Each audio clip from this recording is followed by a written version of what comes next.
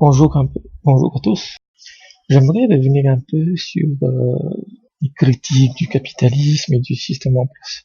J'utilise système et capitalisme, c'est des synonymes. C'est des synonymes pour moi. Je sais pas où j'ai lu ce truc, c'était sur le monde diplomatique ou sur par le vidéaste Stagiaire, je ne me rappelle plus. Mais on a constamment des critiques du capitalisme depuis très longtemps, depuis des décennies. Et en fait, la force du capitalisme, du système, c'est qu'il répond à ces critiques. C'est-à-dire que si vous lui dites, voilà, ah, ça va pas, il va vous répondre. C'est-à-dire qu'il va vous apporter une solution. Mais elle sera totalement pourrie, parce que, en fait, cette solution va enlever votre critique de base de toute sa substance. J'aimerais donner deux exemples. Le premier, c'est le mouvement Occupy Wall Street, qui a eu lieu après la crise de 2008, quand les États-Unis ont remboursé les banques. Il y a eu ce mouvement extrêmement important de jeunes, plutôt de la gauche, qui s'est propagé qui s'est étendu sur plusieurs mois. Déjà, d'une part, les médias les ont diabolisés tout de suite. Ou plutôt, les médias américains ont été plus intelligents. Par exemple, que les médias français avec les Gilets jaunes, ils les ont diabolisés par la dérision, par le rire, en disant, ah, regardez, ces fils à papa, ces fils de bobo, qui n'ont rien à faire de toute la journée, etc. Avec des photos extrêmement esthétiques, en fait. Ils en ont fait une espèce d'exposition d'art dramatique. Mais quelle était parmi les critiques du mouvement Occupy Wall Street, c'est que les 1%, voilà, 1% les plus riches, 99% plus pauvres, même si ce pourcentage est caricatural, c'est que non, il n'y a pas 1% plus riche, il y a toute une facette, il y a toute une, oui, il y a un spectre de riches, de moins riches, etc., mais voilà. Il y avait cette idée-là. Et la deuxième, c'est que ces gens-là, ils en avaient marre des vieux. Ils en avaient marre des dinosaures politiques. En disant, on est toujours, la plupart des dirigeants de l'époque, je pense à l'époque de Bush et même Obama n'était pas très jeune. On est dirigé par des mecs de 70, 80 ans. On veut du sang neuf. On veut on veut de la chair fraîche. Et le capitalisme leur a donné ce qu'ils voulaient au cours de la décennie qui a suivi, c'est-à-dire jusqu'à aujourd'hui, 2009, 2008, 2009, 2019, vous avez eu Macron, vous avez eu Justin Trudeau, vous avez eu Mohamed bin Salman, vous avez eu Sébastien Kurz en Autriche, vous avez eu Di Maio en Italie, et même, je le vois en Afrique, par exemple, moi j'habite à Madagascar, le président actuel, il a 40 ans, monsieur individuel, en Afrique aussi, des dirigeants de plus en plus jeunes, de 30-35 ans arrive au pouvoir. On va me dire, oui, mais c'est juste un renouvellement de génération. Non. Si pour le système, le mec de 85 ans est potable, est passable, il va continuer à l'utiliser. Mais ça, c'est la critique. C'est la réponse à la critique en disant, vous vouliez du sang neuf, et ben voilà. Le problème, c'est que cette réponse, cette solution, est dénuée de toute substance. C'est-à-dire que quand Occupy Wall Street,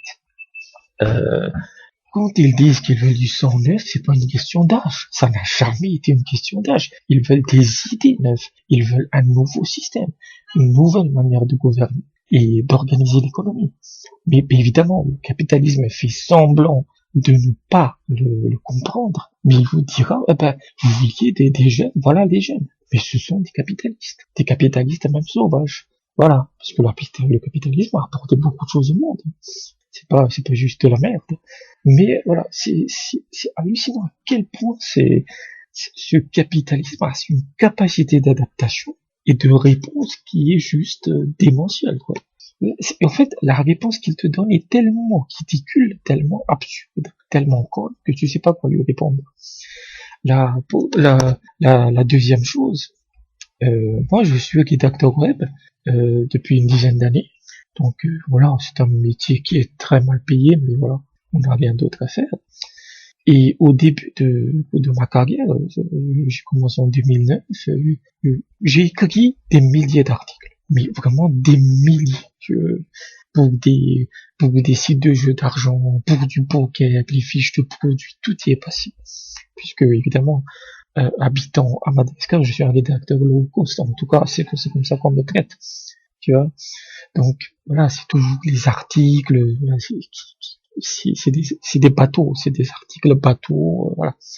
Mais même aujourd'hui, 10 ans après, où j'ai un peu plus évolué, il y a une série d'articles dont j'ai vraiment honte, parce que voilà, tu écris, j'ai vraiment mal en fait de les avoir écrit. C'était 2010-2011. Il y a eu un client puisque je travaillais dans une agence, et on avait une commande sur les crédits, des articles promouvant les crédits bancaires. Et les crédits que j'ai promus, les crédits de consommation, c'était ce qu'on appelait les nouveaux crédits de consommation, c'était une abomination. Mais franchement, par exemple, le crédit revolving, le crédit relais, si tu fais pas gaffe, tu perds ta maison, puisque cela implique que tu hypothèques ta maison. Imagine que tu veux acheter une nouvelle maison et que tu possèdes une maison, tu veux en acheter une autre, une plus grande par exemple, et ben tu hypothèques ta maison à la banque te donne l'argent pour acheter la nouvelle maison et elle te donne 3 à 6 mois pour vendre ton ancienne maison. Mais que si les prix de l'immobilier chutent, et ils sont constamment en train de chuter, et ben tu te retrouves à vendre ta maison à une valeur largement inférieure à celle que tu avais achetée, et comme l'échéance se rattrape, et la banque te met des pénalités de malade, hein, donc tu es obligé de la brader. Et parfois, il est arrivé que des clients avec l'argent de l'ancienne maison paient uniquement les intérêts. C'est-à-dire que tout le prix de la maison reste intact.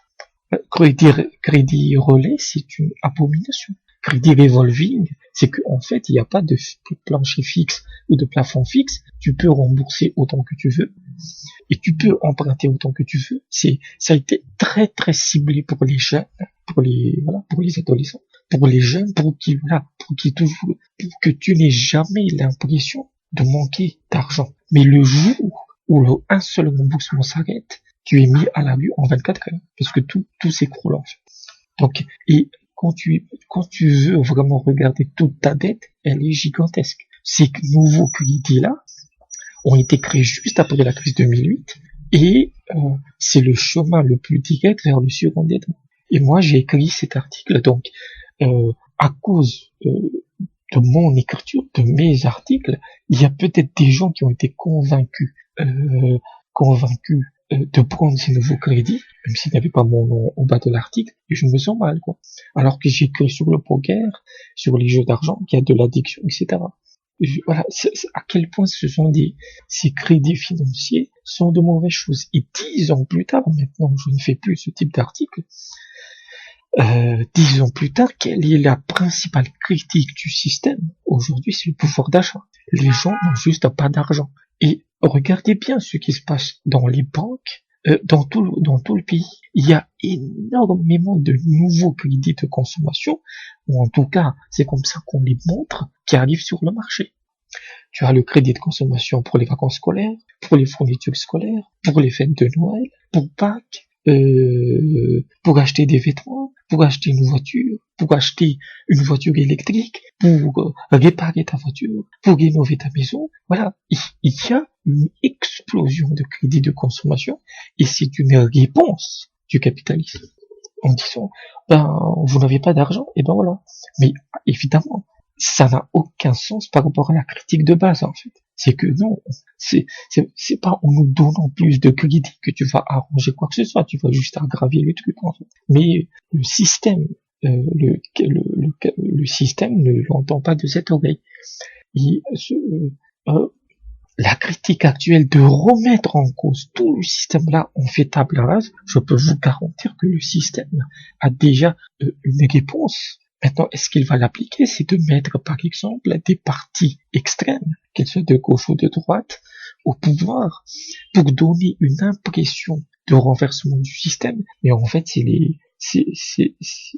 rien ne change. L'exemple de Bolsonaro au Brésil est symptomatique. On le considérait comme étant très nationaliste, souverainiste. Rien n'a changé. Rien n'a changé puisqu'il est piloté par les faucons américains, en fait. Donc, c'est fascinant de voir cet animal capitaliste être un champion de l'adaptation. C'est-à-dire que à chaque critique, il donne une réponse qui aggrave la crise en cours. Donc c'était une réflexion que je me faisais, donc à bientôt.